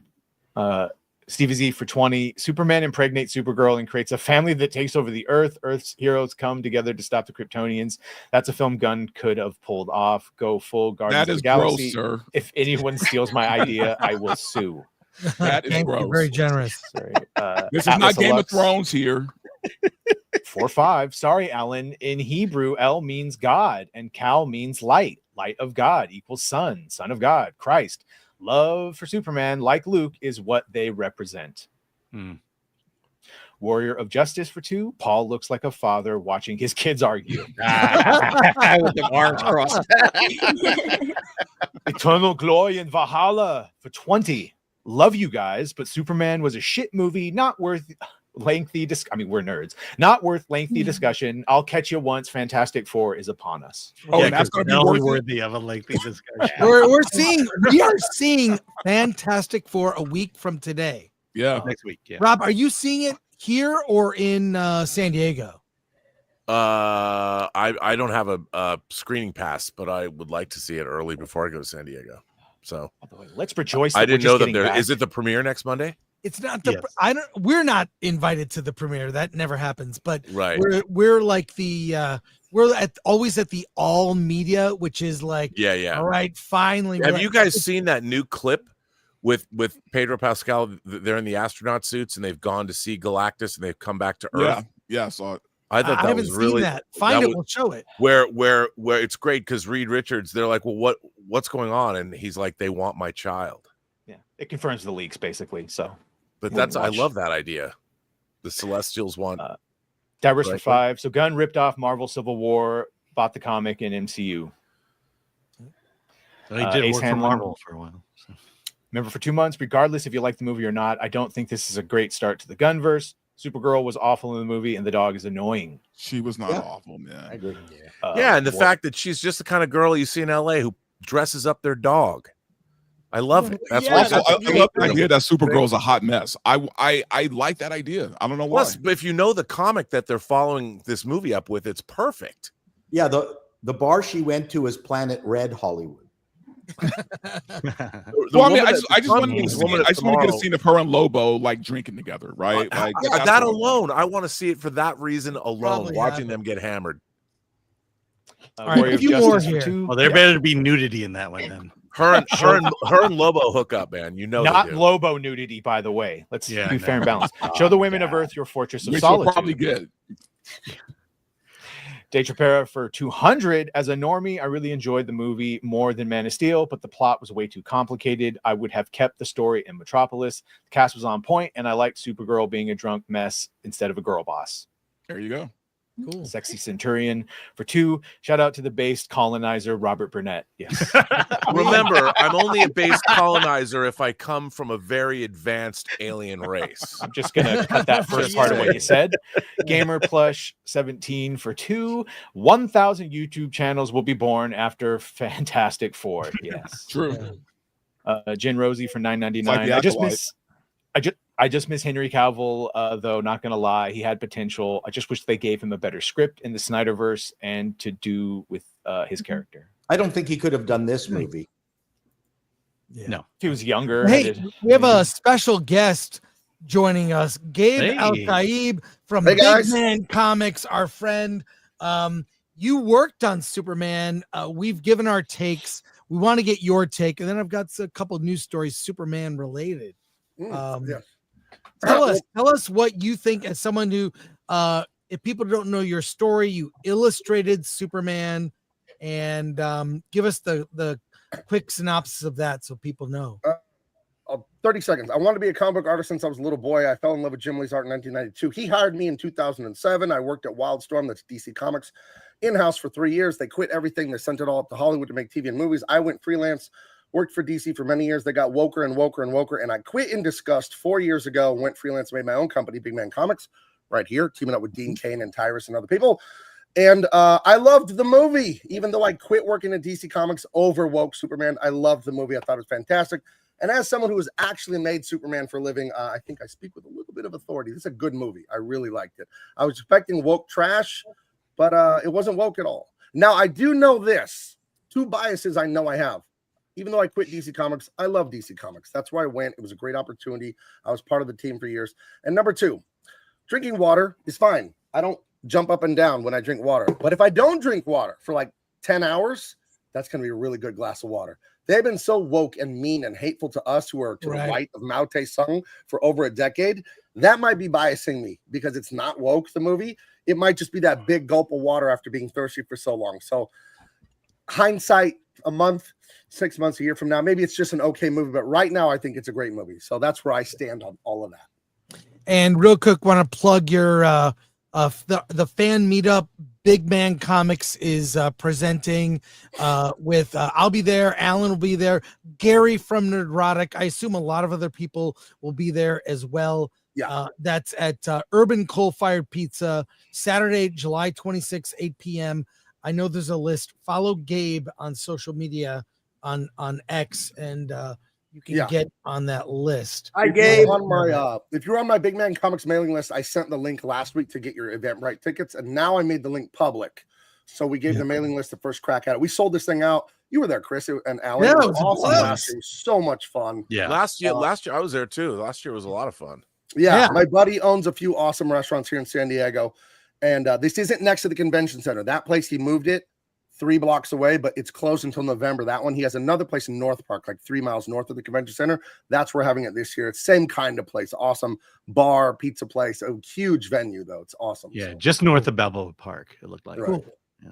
Hey, so that is great. Can't wait. Comic-Con. It's the whole feeling right before Comic-Con. So much is going on.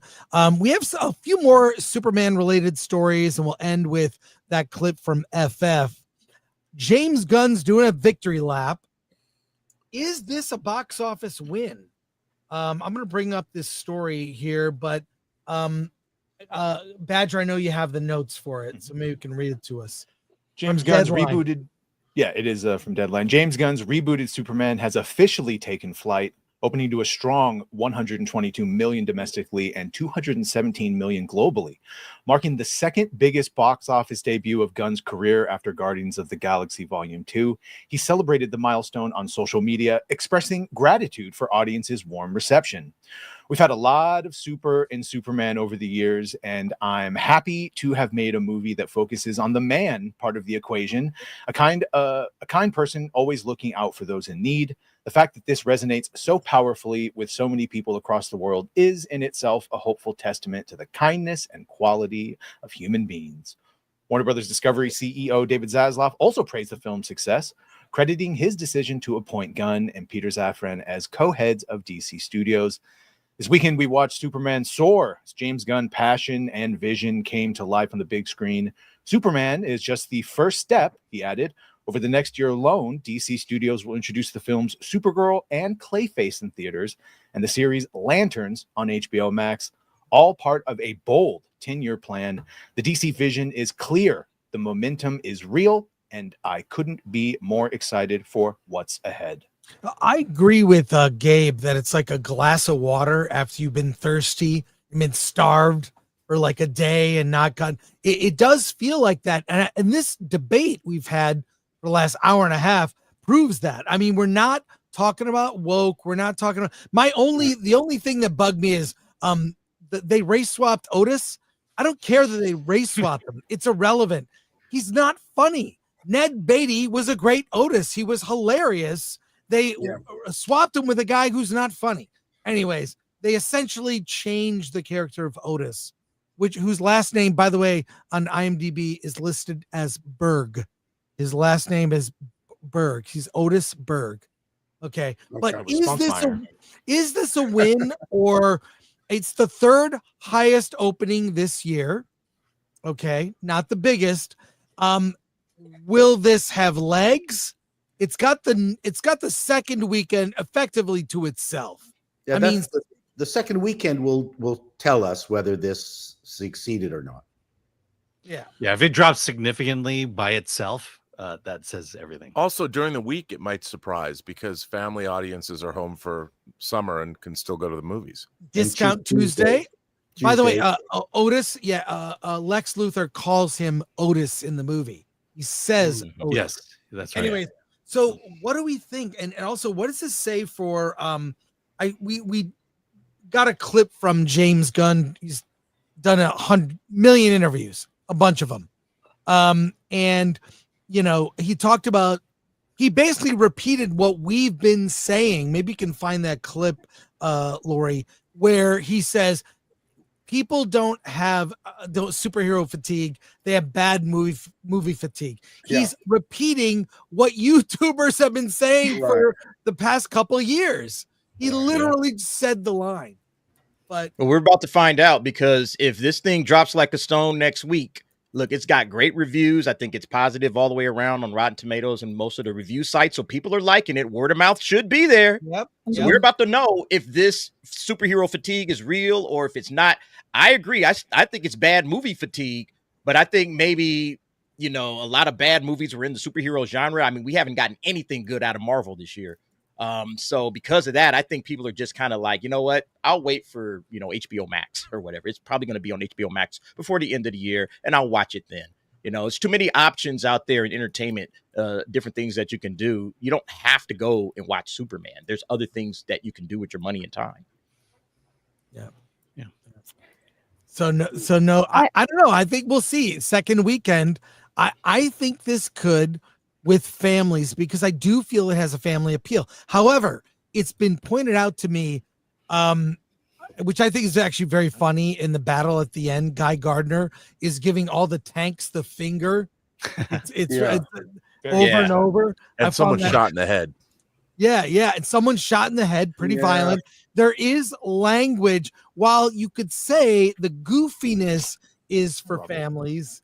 What are we doing? Here, I don't like the thing I have a problem with. I'm sure you guys talked about that. Is the Jor-El like making them space Nazis? That hopefully they undo that. Who are we to judge? Who are we to judge? Rewind the more video advanced. here. Well, hopefully it's Lex Luthor lied about everything else. So hopefully the sequel he's lying about. But the thing I don't like is the cussing. Like I should be able to take a 7 or 8 year old to this, and their eyes get like saucers looking at Superman, and they just feel what we felt as little children, and they're saying shit every other word. Like it's not necessary. It's not cool. It's not edgy. It is for kids, and it should be. I believe that as someone that works in comics and busted my ass to get it at Marvel and DC and all that. Sales keep going down because they don't plant seeds for the future because they don't appeal to young people. It's basic math. If you want new fans, you have to get the kids too. And saying, shit and all this stuff and calling Superman a bitch, come on. That's dumb. Yeah. Don't do that. Although as a 7-year-old, I would have really loved to see that in movies. I did like the contrast though with Superman when he's like, "What the hey, dude?" He's talking. Yeah, that's cool. I smiled at that. Really quick clip. It's worth seeing if you have not seen it yet. That's what makes you who you are. I don't believe it's superhero fatigue. I think there's, mediocre movie fatigue.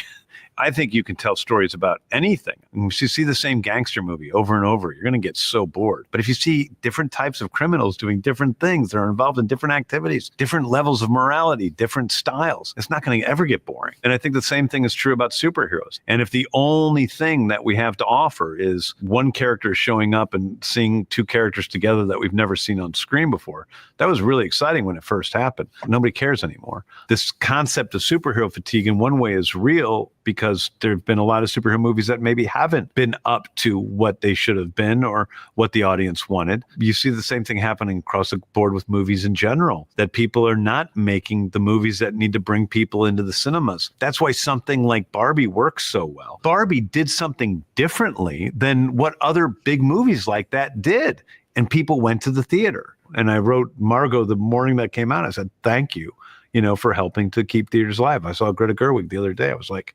thanks. And I think there's a few filmmakers like that now. I think Matt Reeves is like that. He's a filmmaker that makes big pop movies, but they have soul and they're different. And whether you like his movies or not, that's not the important thing. He is doing something different. Being able to see those chances being taken on a big canvas is important. I want the cinema going experience to continue. I want, my nephews and nieces and their children to be able to experience what I've been able to experience, going to a theater and seeing the magic of cinema. I just think we need to take risks. It hasn't been happening because people are so afraid of making a mistake. I think we should make a lot more mistakes. I will say I saw another interview with Gunn by David Desmalchin. Has a show. I don't know if you know about this. He has a show where he interviews people in a coffin, and he brought in. It's to promote a coffin company. I think it's really funny. And so David Desmalchin's there. He interviews Gunn for like 20 minutes, and Gunn talks about wanting to bring Batmite into Batman. I kid you not. We'll find the clip, Lori. We'll do a segment on Wednesday. He put Mxyzptlk in Superman. Like the dimensional imp is supposed to be. Is Mr. Bixel? That's what Batmite and they're imps. When he's having that serious conversation, there's the rave going on in the background. With everyone thought it was Solaris. That's supposed to be a dimensional imp. I want to see Mr. Bixelplix only because we've only seen that name in a comic book written. Right. I don't know how to say. Come on. They say it in the animated series. Mxyzptlk. How do you say it? Is it Mixelplix? Well, not sorta. backwards. Well, the word has no vowels. Right. Right. Right. It's Polish. It's got to be. Hey, I don't know if you know about this, but Jimmy Olsen is a player. Yeah. By Skylar Gisondo. I don't know if you've seen this clip. This is kind of interesting. It's Skylar talking about auditioning for Superman. He had a completely different idea of what was happening when he auditioned. He thought he was auditioning to play Superman. So let me show you this clip. It's pretty funny. Here, let me find it here. Give me stall. Also that actor, very good in The Righteous Gemstones. If you guys haven't watched that show, you should because it's hilarious. He plays the son, but yeah, good actor. cool. Wait, I have 700 tabs up. So let's see. Why don't give me a second here. Talk amongst yourselves. Here we That's go. a click in Smallville. Here we go. You thought you were auditioning for Superman, like the hero. Is that true? How did that happen? That is true. How did that happen? I'm still Read the asking. fine print, man. I haven't known. I skimmed the email a little bit, the original one. Basically, with these, when you're auditioning for a movie like this, like a superhero movie, it's very confidential. It's top secret. They don't give you a lot of information. So I got sent the email with the audition, and for whatever reason, I had the idea in my head that it was for Superman, and I don't know why. And I was like, man, that's not like, I definitely wouldn't be my first choice, you know, but James is always thinking outside the box, and like maybe he wants more of a normal kind of dude for this one. And so I did this audition. I put an audition on tape fully thinking it was for Superman. And then like a week later, my agents called me and they were like, hey, they liked it. They want you to come in. I was like, oh, how exciting. Superman, huh? And it got kind of quiet. And then one of my agents was like, no, man, why? Who told you that? Why would it? And then after I got the part and I told James that story, I've never seen him laugh louder or harder in my life, which of course made me feel even better about thinking that I was. Yeah, you're like, you didn't have to laugh that hard. Yeah, thanks, man. Thanks. He's good in the movie. I will say that all the, good cast, great casting. It's really a great cast. I want to see more Beck Bennett. Yeah, I want to see more Cat Grant. Yes. There's a lot more. Okay, I've seen the movie twice. When she's jumping in slow motion at the end, gotta love it. That was inspired hope. Yeah, give me more Cat Grant. Give me more Miss Tessmacher. Throw it all in there. Yeah. We found that clip actually of Mr. Fantastic. The clip we've got it. So let me I haven't seen it yet. Has everyone seen this clip except for me? We'll see. I don't know. We'll see after we see it. Well, exactly. Here it is. Here it is right here. And they keep releasing. I feel like I've seen Fantastic Four at this point because they've released so many scenes. This was the other big problem with Superman is I literally, because we watched all the clips and trailers, the first hour I had seen, and that definitely affected. So they need to stop with these clips. Finally in context.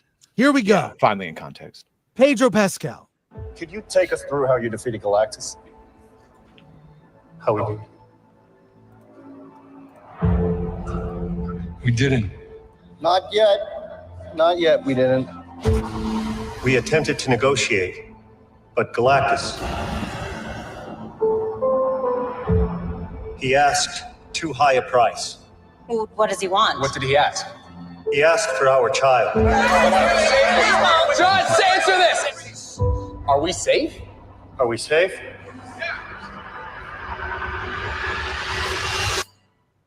I don't know. Thoughts? Makes me more interested than the trailers do. Yeah. All these extended clips where you see what's actually happening are more compelling than the trailers have been. I just wish they would stop because they're giving away too much. Yeah. I you said, I feel like I've already seen this movie already. Man, one teaser, one trailer. That's all we need. One teaser, one fucking trailer. We don't need all of this stuff. Is it too late? I don't think they have confidence when they show all of these clips. It shows they don't really have confidence, and they need to try to keep selling the movie. Hook someone. Yeah. Keep throwing another like you'll like this scene part. out. It's like like Dante said, I need one trailer, a teaser trailer, and then the main trailer, and I'm good. And a poster, and I'm in. I'm in. If I'm coming to see it, I'm coming to see it based on that. I don't need 40 clips after that. Well, guess what? Here's another clip for you. Here's another clip. Here we go. Line him up, Johnny! She was right here, and Johnny thinks they had a moment. Okay. I get it. Johnny loves space. Johnny loves women. What's the plan? I'll get a charmer. Last question. So the surfboard, is that part of your body, or is that... So she dumped you already? Marvel Studios' The Fantastic Four. all stars, and I could see me in her face. Rated PG-13. Get tickets now. Wow. That's He's going to speak in third underwhelming. person. It's too much, man. Jimmy doesn't like that. Is it what do you guys think? What are we thinking on FF? Gabe, Superman, we got something good with Superman, but we're not hearing good things about FF. Is it too late to recast and reshoot Reed Richards? Because Pedro Pascal makes as much sense as John Cusack playing Brian Wilson in Love and Mercy. It's so distracting to look at him as Reed Richards. When I was watching Love and Mercy, I'm like, that's not Brian Wilson, that's John Cusack the whole time. It's could there be worse casting than this Pedro guy with the shave the mustache? Jeez, he's not a thing like Reed Richards. Sorry. He should never have been cast as Reed Richards. No. But he needs to work. Poor guy. Poor guy's starving. The pregnant Sue puts me off because you know that this movie had to gestate for 9 months. Mm. And, that was a good one. It was like a joke grenade. I mean, considering the era this is supposed to take place in, I don't know, man. For me, John Hamm is right there. He's right there. They could have cast John Hamm to be Reed Richards. I do think they're showing too much of this movie now. So here's another clip with what you guys.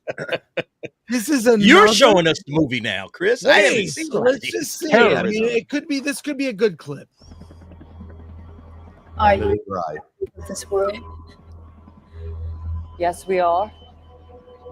Your planet is now marked for death. Your world will be consumed by the Devourer. There is nothing you can do to stop him, for he is a universal force, as essential as the stars. Hold your loved ones close, and speak the words you've been afraid to speak. Use this time to rejoice and celebrate, for your time is short. I herald his beginning. I herald your end. I herald Galactus. What do we think, folks? What do we think? Yeah, hold on, folks. We're going to stream the entire movie today. Yeah.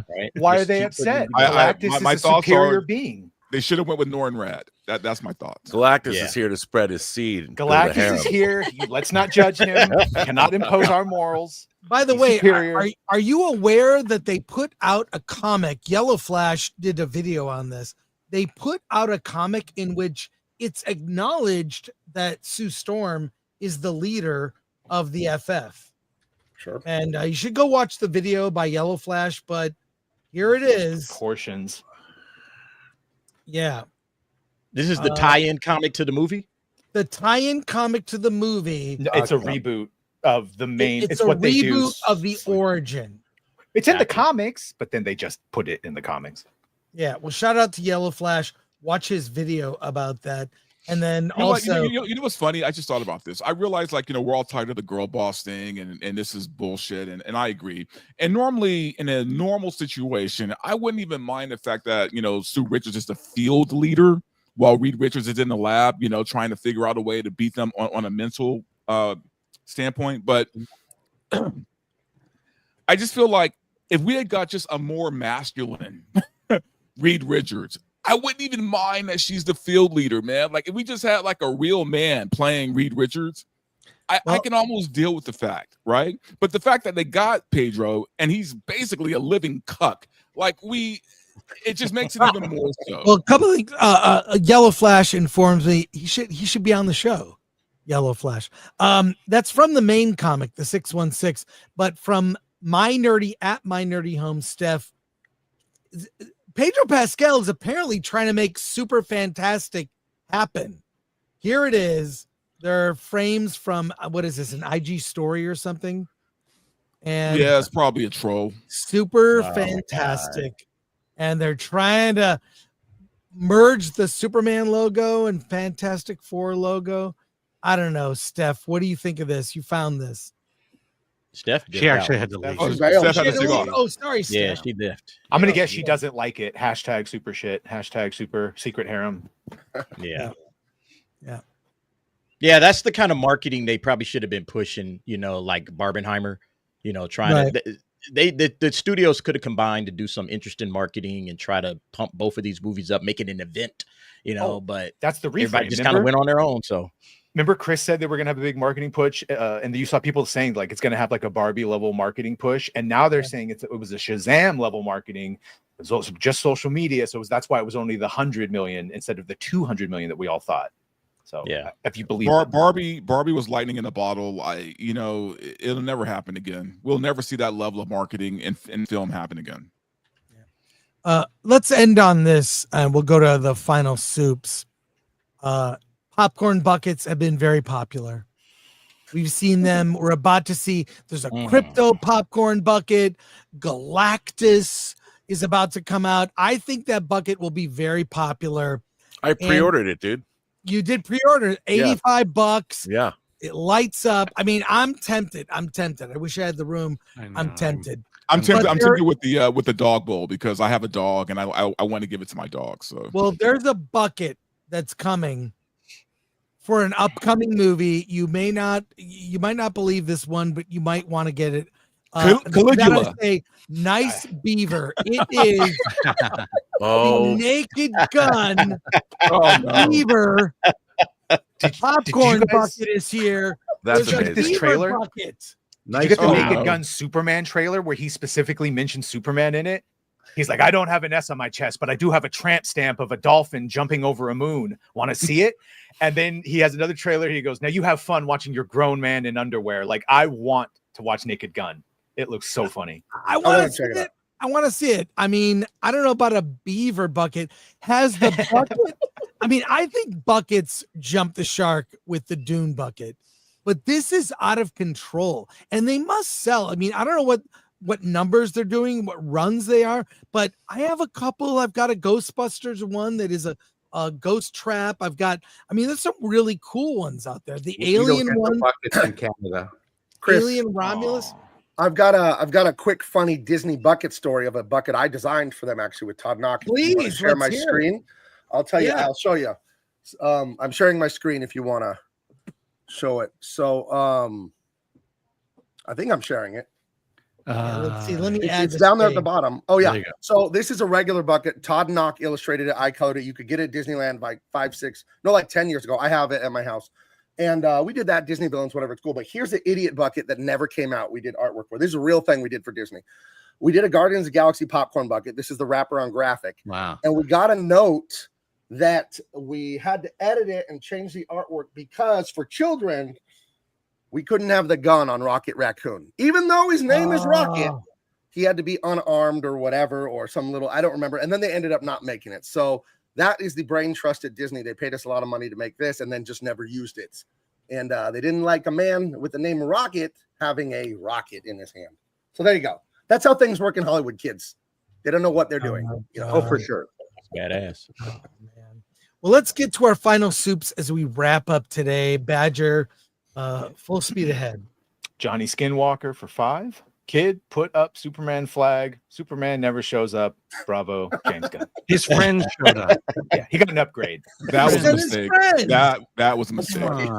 Really? That's the nitpick we're gonna go with there. Daniel Travel for I 10. get it, though.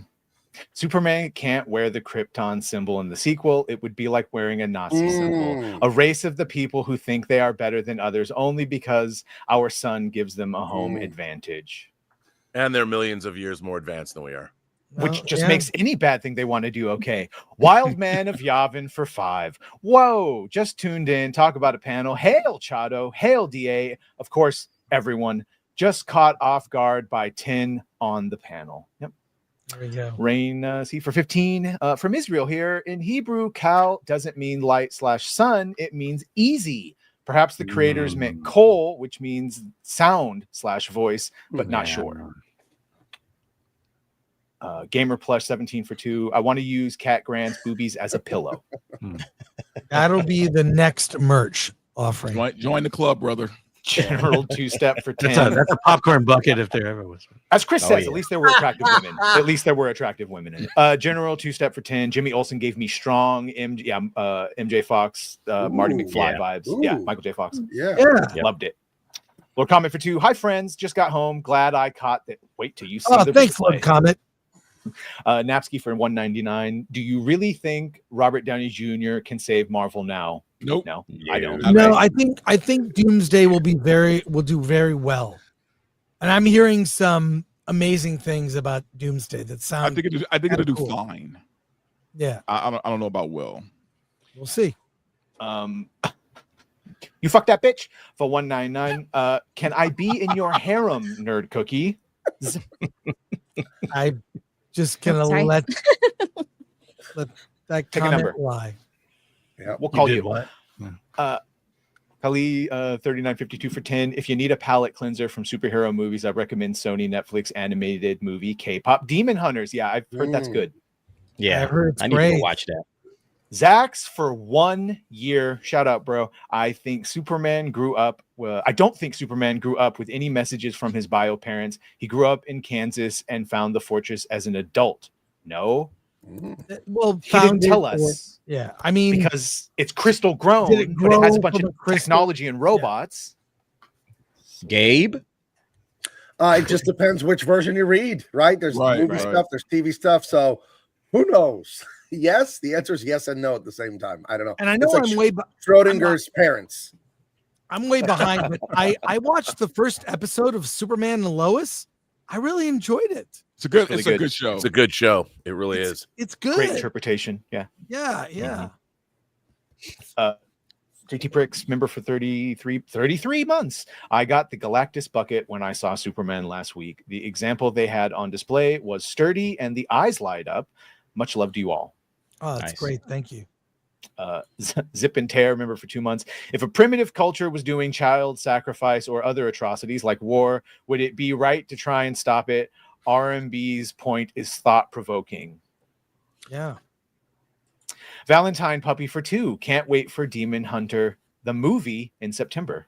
Demon Slayer. Oh, Demon Slayer? It should be Demon Slayer. Oh, And okay. thanks, of course, to our mod, Lord Thothy, Atomic Lori, producer Atomic Lori, Glenn Nuccio. Thank everyone on the panel here. Well, let's hear everybody go around and plug what they've got coming up, because I've watched all your videos, so I want to see what you've got coming up. Everybody, let's go around the horn. Hey guys, Dante from Riot. You can find me on YouTube, Rumble, and X, and you can watch VRL every Thursday, 6 p.m. PST, and also check out my Superman review. I get pretty deep in the mud with it. So, And Dante has a harem of his own. that is not true. I'm Robert Meyer Burnett on loan from the Burnett Work. However, you can find me visiting all the embassies of the world to make way for the Kryptonians who are arriving here and are going to change our genetic destiny forever, making sure we will lead the universe. Thank you very much. Yo, Derek Anderson, the DA. Catch me on the Nightcap on my channel Tuesdays and Thursdays, 10 p.m. Pacific Standard Time, pretty late in the night, and also the DA's office on Sundays. Thanks very much, Chris. All right. Hey, you can catch me on Call Me Chato. You can watch my controversial Superman review. In the meantime, I am finishing up my Green Light or Not final verdict on Murderbot, the Apple show, which turned out to be pretty entertaining, even though the rest of the cast sucked. So, I am also going to be coming out with my 1989 TV Guide fall preview video. So that's on the works too. So stay tuned. I love those TV Guide previews, Paul. They're great. Hey, I had a great time nerding out as always, and you could find me here on YouTube at Nerd Cookies, where I cover sci-fi and fantasy news, theories, and lore. There's definitely going to be more Project Hail Mary coverage coming soon, and of course more Dune Part 3 / Messiah in videos coming soon. So stay tuned. Thanks again. Badgercast in 30 minutes. We're going to talk about that Harry Potter first look. The Fantastic Four trailer and clips basically prove all the leaks, so we'll talk about that. And a lot to digest from this show. A lot of people's thought processes to go through. Join us. I want to thank everybody here. Thank you so much. Thanks to Steph at My Nerdy Home. She had to leave early. Oh, that's great, Paul. Yeah, look at that. I love this debate. And Rob, I can't wait. We're going to be in San Diego. And I don't know, it's 8 Doing 9 4 days. panels, man. 4. Oh man, I cannot. I'll be down there with wait. Max Allen Collins doing a panel. Wow. On his life. That's great. Max is he's one of the official guests of honor of the convention this year. And SmackDown on Sunday. That's how I always end it. Gabe, you've got some stuff to plug. You went away for a sec. Hey, Gabe. I'm grabbing you on the other side of my office here. Thank you so much for having me, Chris. This is fun. I'd love to come back anytime as a DC Comics former artist and current writer, publisher, artist of Big Man Comics. I want you to check out Empyrean. They ruined Star Wars. I fixed it for you. This debuts on July 24th, my 47th birthday at the San Diego Comic-Con. You'll also be able to meet Chris and Alan, and Neurotic will be at my booth doing some signings during the show. But yes, they killed Star Wars. I brought it back to life for you. I already published Dean Cain, All-American Lawman, which Chato read and he said he liked. Said he didn't hate it. So you can get that at bigmancomics.com. Also behind me, you can see the Unstoppable Tyrus, Fox News superstar and good friend of mine. We have a great, Incredible Hulk meets Ninja Turtles meets National Treasure. Yeah, it's got some mysterious lore in it. That book, you can get a preview of it at Comic-Con as well. That'll be coming out in the fall. But I'm making my own comics. I'm loving it. Bigmancomics.com. Please go check it out there. Yeah, and go to the booth during Comic-Con. It's going to be a lot of fun. Amazing, Alan, did I Alan, did I forget anything? Just Hollywood on the Rocks on Wednesday. Yeah, cool. We'll be back. Thank you, everyone. See you next week.